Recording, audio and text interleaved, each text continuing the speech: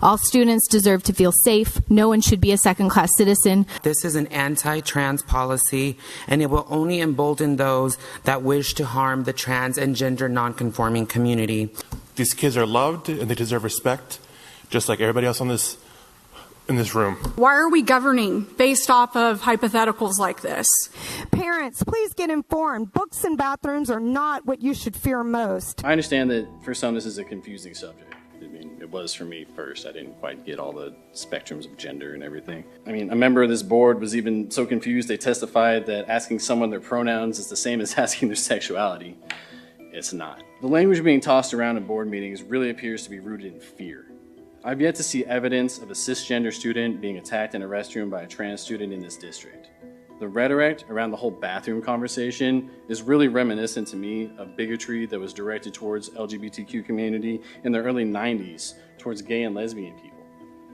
And frankly, I really find this disturbing that this is even a conversation.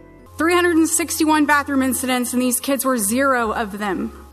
To act on this type of hypothetical is wrong. There have been 0 bathroom incidents involving a trans child, so this bathroom policy is unneeded.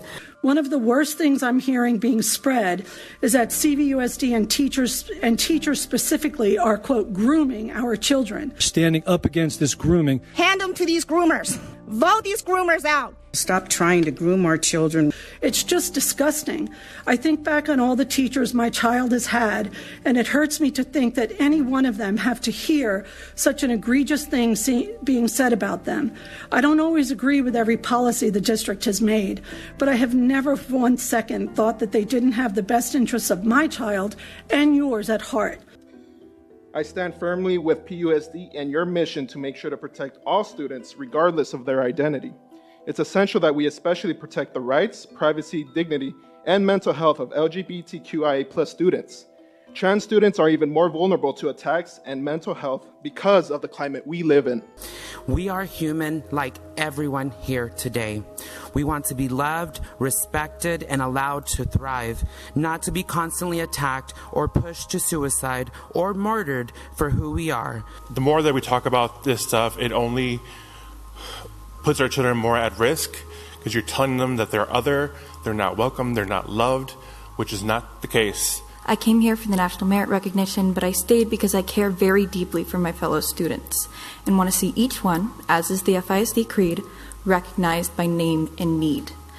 That includes my transgender classmates. I would ask everyone who is commenting tonight to please remember that there is a child at the center of this discussion who is being harmed every time you speak. Regardless of how you feel, there is a child at the center of that discussion. This is a public school district. If you're about dismantling public school education, this is not the place for you.